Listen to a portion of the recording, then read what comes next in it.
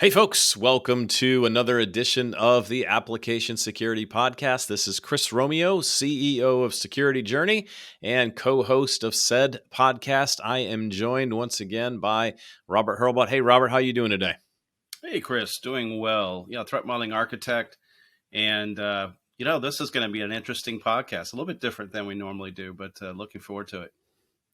Yeah, the topic of the day is the OWASP Top 10 for 2021. So OWASP has released a peer review version of the top 10. We know how impactful the top 10 is in our industry, and we'll talk about some things that they added to this document to address some of the ways that this document is very influential in our industry. But I thought the way we would start here is the peer review version has a nice high level overview of what's changed in the top 10 for 2021. And so I just want to review this to help our listeners that haven't had a chance to maybe dive into it yet to understand what's changed and also, kind of our opinion of it as two people who like to think we swim in the deep end of the world of application security. So starting with A1 for 2021 is broken access control. And so what we see here in the list is that broken access control has vaulted up from A5, where it was in 2017, up to the A1 position. So that is interesting all to itself. I think the other thing that's interesting is injection is no longer at the top of the list. Right. I feel like we should, maybe just cheer for the fact that injection has made its way down a little further on the list. I have a standard joke, my standard OWASP joke I say all the time. Hey, the OWASP top 10, why don't we just focus on the OWASP top 1? Let's put all of our influence into one particular thing, and then I would go into injection and how. But now I'm gonna have to change that up a little bit. So yeah, I think it's good to see broken access control make its way to the top. I don't, and we'll dive in deeper into that a little bit, but I don't have any disagreement from that. It seems very realistic based on what we see in modern apps right now. Well, yeah, if you think about in my own work and yours as well, whenever we're thinking about threat modeling, I know we'll talk about that some more today, but as we do many times. We talk about access control. And if you are able to run with more access than you should have, I mean, it's game over, right? And so it makes sense in some ways. Why wasn't this moved up earlier? But it's the right time. And it's good to know and good to see. And so it makes a lot of sense to be now first. So now A2 is cryptographic failures. So some new language, but they're mapping this from what used to be called sensitive data exposure in 2017. Now they're calling cryptographic failures. And that I've in reviewing this version, they've added a lot of additional things to that. We'll get into some of that detail as we go forward. Yeah. And then injection falls all the way to A3. Poor injection. No one's even going to give you any love anymore. No one's going to pay you any attention. We know that's not the case, right? We know that injection is going to be a big thing. Now, one of the interesting things that I saw here is that they included cross-site scripting under the header of injection. So right. What are your thoughts on that, Robert? Well, I think it makes sense on one hand, although, yeah, there's some questions, and I've seen some of the chatter for the OWASP team and others who have indicated, well, okay, but could it be lost? That's a good question. But I think it does make sense to put it under injection. It is an injection problem. And I think also you only have 10 slots, right? You can't put everything. And so putting it into injection makes some sense there as well. Yeah, you got to make all 10 of those slots count to the best of their ability. Mm-hmm. And with that, it takes us to A4 for 2021, insecure design, the one that causes all of us threat modeling people to run around and dance and jump up and down and be so happy and excited, because if you have a flaw of insecure design, you're going to have a preventative measure of threat modeling. So this is an exciting moment for us as threat modelers. Very and exciting. based on all the stuff we did with Threat Modeling Manifesto to try to draw attention to threat modeling. And I know it's something that both of us are spending a lot of time talking about in the industry and, talking about training, teaching people, many people as we can on how to do it.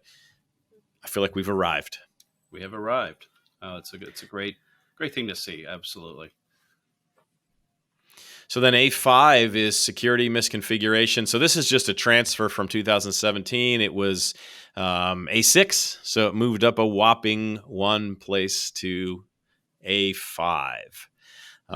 They also included XXE, XML external entity style attacks in security misconfiguration. Right. I want to hear more from the top 10 team as to why that kind of slid in to that particular one. But I don't know that I have a good answer for that right now. No, it is interesting. But, in a similar way, I think that when you look at the entire list, they had a few more things they went. I think it was 3, if I remember correctly. In fact, looking at your graphic there, 3 items that were new. And so they had to figure out how to add those as well as try to keep some emphasis on what was already there. So it still, again, makes sense, but curious to know some of these about why they got pushed into something else, but it makes sense. Yeah, and then A6 for 2021, vulnerable and outdated components. So I love the way they rewrote that. We had A9 for 2017, using components with known vulnerabilities. Now you have vulnerable and outdated components. So I don't think anybody in the year 2021 is going to argue with that being a particular issue because of, SolarWinds and the number of other supply chain style attacks that we've seen. I guess the only question I have on this one is, is it in the right spot? Should it be up higher? That's my concern. I think I can make an argument for that being in the number 1 seed, no matter what the data says. Just because if you look at, macro level events that are happening in our industry and macro level challenges and stuff, I don't know, man. What do you think? You think that's in the right spot, or do you think it should be higher? Probably higher. I mean, like you said, supply chain and other kinds of concerns that are making the news, as well as emphasis and focus right now. I think it may make sense to move it up higher than it is right now. Yeah, and in the notes here, I'm just seeing that it was number 2 in the industry survey. So what the top 10 team did is they sent out a survey to AppSec practitioners, and I participated. I sent my input in. They allowed us to give our input into a list of things that they were considering adding, and they're saying that was number 2 in the industry survey as something that needed to be getting more consideration. But it also was had the data from the data analysis they did for it to be represented on the list. So. I mean, that's, I guess, just kind of our opinion and our thoughts as practitioners along the way. A7 takes us to identification and authentication failures. So this is broken authentication was A2 in 2017. Now it slides down to A7, and they add that identification and to this idea of broken authentication. So, it moves a little bit, but still, as they say, still an integral part of the top 10. Right. And then A8 is our second new one on the list. This is software and data integrity failures. So interesting new category. They're saying, focuses on making assumptions related to software updates, critical data, and CI/CD pipelines without verifying integrity. Interestingly, they added insecure deserialization to this one. So that got me kind of thinking about it and saying, well, it's interesting. You have software and data integrity failure. So a software failure, I guess, would be insecure deserialization. And then integrity failures are things like software updates and stuff like that. So, I mean, it makes sense to me. I've seen that be a pretty big issue in a lot of different places. So it makes sense that we're focusing on it now.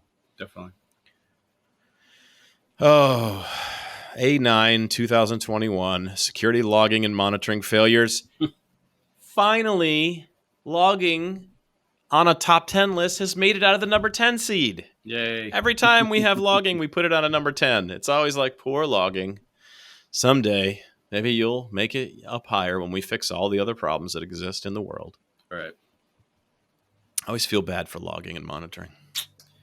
Well, it's one of those. I don't know if you remember back in 2017 when it came out. They would say, well, if a company said we could do all the top 10 things, well, how are you testing for this? How are you checking for security logging and monitoring? And so it's still there, and it's now moved up, and so it's not an easy problem to solve to make sure that you have really good logging and monitoring across your enterprise, across your applications and so forth. And so I'm it's important. It's still important. I'm going to get a T-shirt that says "Security Logging and Monitoring for number one." I want to see it make its way up all the way to the top. So A10 is number one from the industry survey. SSRF, or server-side request forgery. We had heard some rumblings in the industry a year or two ago that this one was trending towards making its way into the top 10. Oh yeah, And so absolutely. it kind of, it makes sense that it's there now. Robert, I'm curious on your thoughts on this one on SSRF, but when I think about SSRF, I was like, I'm trying to rationalize, like, isn't it broken access control if there's an SSRF? It there's certainly an aspect of it, but there's also that idea of what you can do inside as well. That's part of this, at least from what I understand. Yeah, I So guess there's the transfer. There's bypassing. There's getting through the web app, and then there is the whole portion of doing something to some other site or some other web app or some other internal resource mhm. that's inside the organization. So as I was reading it, I was just thinking, like, is kind of a broken access control? Like, I could see an argument being made to say, and maybe that'll happen in the future. Maybe SSRF, you want That to get some visibility on it right now. yeah, Granted, it is, it's been proven that it took down, some of the big incidents from a couple of years ago were right, SSRF driven. And right. so I think from an awareness perspective, it's great to get the word out. I just wonder in, 2024, does it migrate its way into I think broken very access control? possible. I think very possible. I think just like logging and monitoring in 2017 is that they added it to give it awareness finally, and it very well could. This one could also funnel into something else to give us awareness to a new thing, perhaps in the next version of this. Yeah, and I should have said this right off the bat. Like, yes, we're going through and doing some critiquing of this document as the peer review version, but we appreciate the OWASP top 10 team Oh, that definitely. works to put this together. I mean, Andrew Vanderstock is still leading that team, and he's got a couple other folks that are working with him on this. And so this is not we are so happy and thankful for all of the efforts they put into this document. And I know it is a labor of love, and they put hundreds and hundreds of hours into this. And so this isn't us critiquing or criticizing them. This is us just saying, hey, this is, as practitioners, this is our, kind of what we see with this particular document.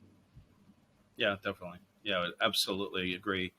It's just phenomenal the work that this team does, and you and I watch some of the work that we see people working on. At least I know I've seen a number of things that are coming across. So it's just phenomenal, just what this team has done in 2017 and again this year as well. Yep. And we had a chance to interview them when 2017 was coming out. We were in Orlando. Yeah. So we're going to have to do that again here at some point in the future. So here's a new section of the document now. For how many years have we been saying, OWASP top 10 is not a standard, people? Stop calling it a standard. Right. You know what? I think they made the right call here, and they just said, you know what? We give up. You want to call it a standard? Fine. Here's a little bit of guidance about how you can refer to this thing as a standard. So they've got the various use case categories here, and then they've got, some references to, how you can use the OWASP Top 10 2021 to solve it, how you can use, where should the ASVS come into it. So I think it's a good idea. I mean, the Yeah. industry thinks of the OWASP Top 10 as a standard. It's funny. It's not really standardized under any particular organization. So normally when you have a standard, like it's an IETF standard or IEEE standard or something that's been ratified by a large group of practitioners. In this case, the industry has made this a standard. It's probably a whole other podcast Yeah. to Right. trace down where this idea of it being a standard came from, but it is what it is. It is. No, and I like that they do point to the application security verification standard. I mean, that is the standard, and then where and how this relates. You know, in some cases, as it says, entry level for training and occasionally for unit testing and so on. So this is good. It helps frame it where it really fits if you're going to use it that way. Yeah. But yeah, I mean, the good thing is they just finally acknowledged it and said, we're not going Right. to fight it anymore. Like Right. it is what it is, you know, Right. let's just deal with it. So, I guess for a couple of minutes, I'd love to just kind of walk through these and glance at some of these and just talk about some of the things we're seeing. One of the big things that's really hit me is the dependence and connection that they've had from common weakness enumeration. So they've really leaned into CWE, which I love CWE as a standard. I think everybody should be aware of CWE and should be using it as a reference and using it as a teaching mechanism and as something that's integrated with all the tooling so that we can start, using this common vocabulary as an industry amongst all the various tools and trainings and stuff that are out there. So it was interesting for me, just, being someone who loves CWE, to see, the dependence that they had on that here in this new version of the top 10. Right. It helps people, like you said, a common vocabulary that we understand CWE. Many look to that as a good reference. And so when you have these ties, and they've done that with some other documents in the past too, but even more so, I like that they've done that here as well. Yeah. And as we're looking, CWE 352 cross-site request forgery is one of the ones that they mapped against broken access control. That's what got me thinking about SSRF. I saw that and I was like, I was thinking that too. It used to be one of the items, right? And then they got moved, but now we're here again, and that's great. Yeah. And that's a good example of the success the OWASP top 10s had over the years, right? Cross-site request forgery, I don't remember. It wasn't 2017. It must have been, no, was it 2014, I think, was maybe the last time it was there. Yeah. I could be wrong, but I think that's when it was the last time. But then it got eradicated as an industry. We added protections against CSRF in the frameworks. Yeah. So you got to the point where you had to disable a security function to make CSRF to make possible. It actually work. Right. And yeah, so when people got, we got to the point where the frameworks were just protecting us and like, okay, I guess we're good now. Like the frameworks we have a built-in security control that prevents cross-site request forgery. So it is a model for where we can go in the future, though, with additional effort. We can see the frameworks start to eliminate more and more classes of, these types of vulnerabilities. Like I think about injection and ORMs, right?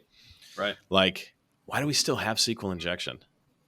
Well, we have SQL injection because people are still doing string concatenation for SQL calls. Yeah. And like the ORM makes your life so much easier. Like all you do is make an object call and it gives you the data back. Like why would we not want to do that with everything that's out there? But we don't. It's just it's just kind of a statement of what we, statement of how things work today in the modern web. Right. One thing I saw that kind of caught my eye that was interesting is that I thought I'd ask your opinion of this. They have in how to prevent, just like for all these under broken access control, they have implement access control mechanisms once and reuse them throughout the application. Love it. Something that I say all the time. But then they have including minimizing CORS usage.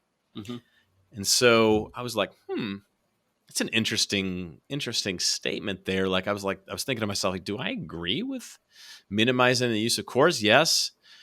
CORS can be difficult. I've had to try to create some of those header definitions and stuff, but like, do we want it to not be used just because it's hard? Like, I mean, it's not CSP hard. Like, good luck with content security policy trying to get that implemented. That is a good question. Unless it's you're forcing. I mean, why do you need to use it? Is because you are doing cross-site, some kind of cross-site requests, right? So how do you prevent it by not doing it? I guess, and it's an interesting thing. Is it when do you need it? Typically, when you are allowing it. So that's sort of how I maybe read that, but I'm torn on it as well in the language there.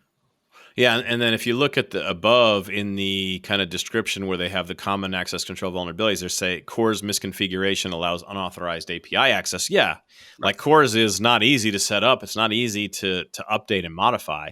So I thought there was just a little bit of tension there between, do we want to, are we telling people to not do it? Like, I think that's a bad idea. Like, I don't know that there's a better way to secure cross-site. There are cross-site things we have to do on the internet. Like, Right. that's the way things work, Right. So that one just caught my attention as like, is that kind of the guidance and stuff that I'm expecting to see? But I don't know. I mean, the community will work it out, I guess. Yes. So cryptographic failures, thought I would just touch on this one for a second. I love this set of questions right here. That developers should be asking themselves as they're thinking about, their use of crypto. And we've talked about crypto a number of times. We have Anastasia Voitavo on the show a number of times, one of my favorite lines that, it was use crypto, don't learn it. Don't learn it. Was what she talked to us about in one of her first episodes with us. And I was like, that one always stuck with me. It's like, yeah, don't learn crypto developers. It's like, you're not a cryptographer, just use the right libraries and stuff. So, but I think cryptographic failures is kind of like it's the weakness that sits, that is the opposite of what she was saying. Like it's people are either they're not using the right algorithms, they're not doing the right number sets of protections and stuff. I think that's part of the challenge. Agree. Not if, yeah, so there's a lot of good stuff here. I think this is going to be one. This particular area here is going to be one that we'll see a number of things come out in terms of peer review because of it's absolutely critical to get it right. So I'm really looking forward to see where this one goes as well. Yeah, and I love that they added use of hard-coded passwords, CW259, so like a default credential or / hard-coded password. Like I think it's a great thing to be added under here as a cryptographic failure with things like broken or risky crypto algorithms, insufficient entropy, all these things that are crypto influencing. I love this. I love the way this one came together. I think this is a powerful message, and it's so much stronger than sensitive data exposure. Oh, yes. Like that was a piece of this, but this is really getting to the heart of what the issue is. Right. And so they got a lot of good stuff. Like I love, we've got Argon 2 listed passwords. as store passwords using strong adaptive and solid hashing functions with a work factor, such as Argon 2, which, the cheat sheets and stuff have gone in that direction as well. Mm-hmm. And so I'd love to see that. Like that's pushing the envelope. And, it's where if you're building anything new, you better be using Argon 2 at this point, from my perspective. Right. So that was cryptographic failures. I'm going to skip injection. I want to look at insecure design because, come on. It's the best one on the list. Please. For those threat modeling aficionados that are listening out there. For the threat modeling aficionados, it's almost the only one on the list at the moment. But we have our own top 10 list. It only includes A4. Insecure design. It's the threat modeling top 10. Right. And it just says A4 insecure, or A1 insecure design, A2 insecure design, A3 insecure design. We got them all listed there. So I think this is a section that could use a little more detail to it. But I just love the fact that it's included on the list. Right. I want to see the reference. I want to see the threat modeling manifesto listed as a reference here. It's something that I'm going to put in as a piece of feedback, because I think that's something that can provide some value to people out there as they're trying to deal with this. So, let's look at software and data integrity failures as another one that was new on the scene here. I went to the example attack scenarios to really help me understand what they were going after here. Insecure deserialization. Interesting that it fits under this category. This almost feels like a little bit of a, I guess they used to call it a potpourri.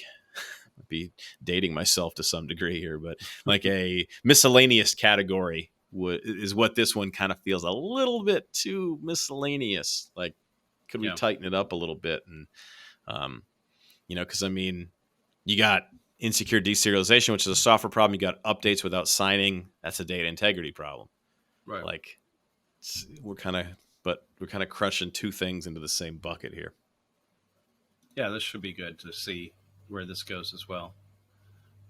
Yeah, I mean, I love the fact that, like, in prevention, they're saying, hey, use a software supply chain security tool such as Dependency Check or OWASP Cyclone DX. Like, I mean, I love it. That's great advice. That could also be advice that sits up in the, the new one for software for third party and open source vulnerabilities. The new one that was written, the using Right. components, vulnerable and outdated components. Like, that could fit there as well, though. And then let's just take a quick peek at SSRF because it's another new one on the list. And, this one I thought was well described. It was well defined as far as what it is, to your earlier point about, stuff that can happen inside. They had some good examples here of, port scanning internal servers, sensitive data, accessing metadata storage of cloud services, and then compromising internal services all through that SSRF kind of gateway. Right. Right. Yeah, so I think at the end of the day, I mean, this is a great update on what we've seen for 2017. I think there's a lot of work and effort that went into making this, getting it to where it is now. I think this is going to push us as an industry. And that's absolutely what we got to ask ourselves every time. Like, when there's a new version of the OWASP Top 10, like, how is this pushing us to be better? Because we know people are looking at it as an industry standard. They're building their tools against it. They're measuring their programs. They're putting it in RFPs all the time. Right. Like, this is what we're going to be judged against. And so I think we're really, this one's pushing even more than 2017 did, pushing us as an industry to get to that next level. Absolutely. No, I'm very happy with this and where we're heading with this. So yeah, looking forward to where this takes us, in a good way, in a good place, I think. So it's fantastic. Yeah, I don't even want to make a prediction on how much this is, if any, going to change from the peer review version. True, 2000 true. Older versions did have some change that occurred. But it could. I mean, this one feels a lot more right the way it's sitting right now to me. Agreed. Well, Robert, thanks once again for joining me on this journey through the OWASP Top 10 2021 Peer Review Edition. I guess our call to action for our audience out there is, hey, go look at this. It's on GitHub in the OWASP Top 10. Review it, add comments to it, do pull requests, like, give back to your community. You got an opportunity here. If you gotta, don't come to us in a year and be like, well, there's this problem with the OWASP Top 10. Because the question I'm going to ask you is, did you add it as an issue? And if the answer is no, sorry, you get your moment is now if you want to influence this document. So thanks, Robert. Have a great rest of your day. Thanks, Chris. You too. Thanks.